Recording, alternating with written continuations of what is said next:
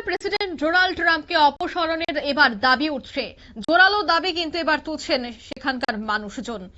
মূলত ২৪-এর mid term নির্বাচনে হারলে ইমপিচমেন্টের এবার ভয় তাড়া করছে ট্রাম্পকে। রিপাবলিকান নেতাদের এবার সতর্ক করলেন ট্রাম্প। ঠিক অন্যদিকে আমেরিকায় ক্রমশ কিন্তু তীব্র হচ্ছে ডোনাল্ড ট্রাম্পকে অপসারণের দাবি। বিস্তারিত সেই বিষয়ে জানবো। টেলিফোন লাইনে যুক্ত হয়ে গেছে প্রতিনিধি সৌম্য মুখোপাধ্যায়। সৌম্য, ঠিক কি জানতে পারছো? ট্রাম্পের বিভিন্ন নীতির জেরে ট্রাম্পের বিরুদ্ধে গোটা আমেরিকা জুড়েই একটা গণরোষ তৈরি হচ্ছিল।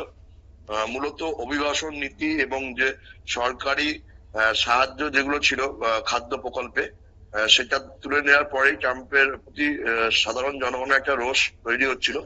এবং ভেনেজুয়েলার সামরিক অভিযানের পরে আমেরিকার মধ্যেই ট্রাম্পের প্রতি একটা ক্ষোভ তৈরি হয়েছে এবং প্রকাশ্যেই ট্রাম্পের সমালোচনা করতে দেখা যাচ্ছে প্রচুর মানুষকে।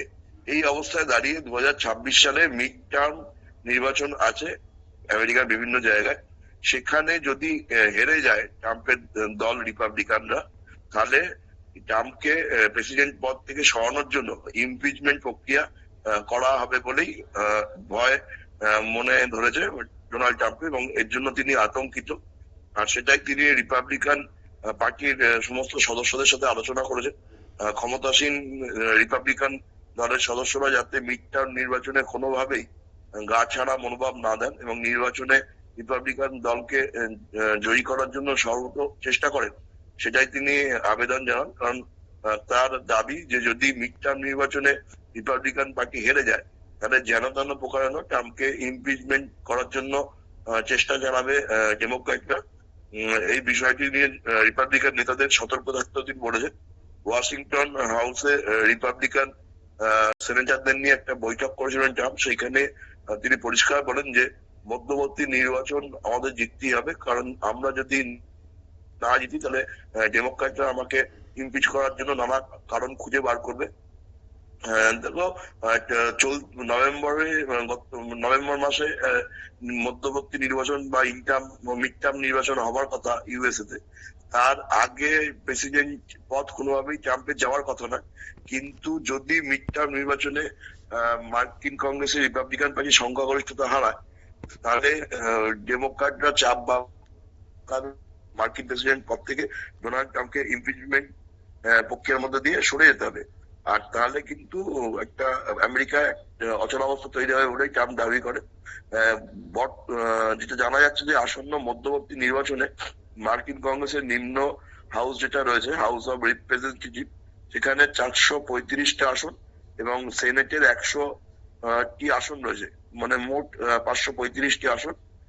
এই মধ্যে 1/3 আসন দখলের জন্য ডেমোক্র্যাট এবং রিপাবলিকানদের মধ্যে নভেম্বর মাসে 2026 সালে নির্বাচন হবে।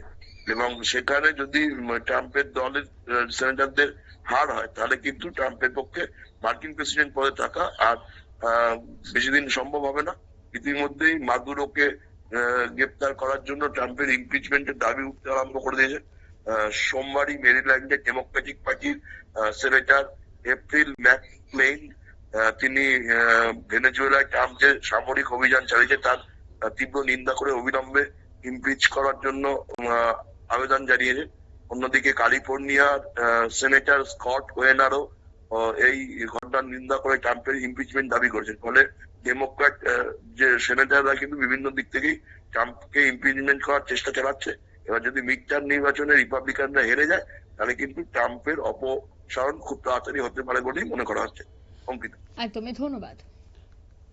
অর্থাৎ ট্রাম্পের অপসারণের দাবি কিন্তু উঠছে। ট্রাম্পের অপসারণের দাবিকে কেন্দ্র করে ইতিমধ্যেই শোরগোল। অন্যদিকে ট্রাম্প এই বিষয়টা অচিরেই বুঝতে পারছেন, তাই তিনি তার দলের সমস্ত নেতাদেরকেও কিন্তু এই বিষয়টায় সতর্ক করে দিয়েছেন। নিয়ে নিচ্ছি ছোট একটি বিজ্ঞাপন বিরতির, সঙ্গে থাকুন।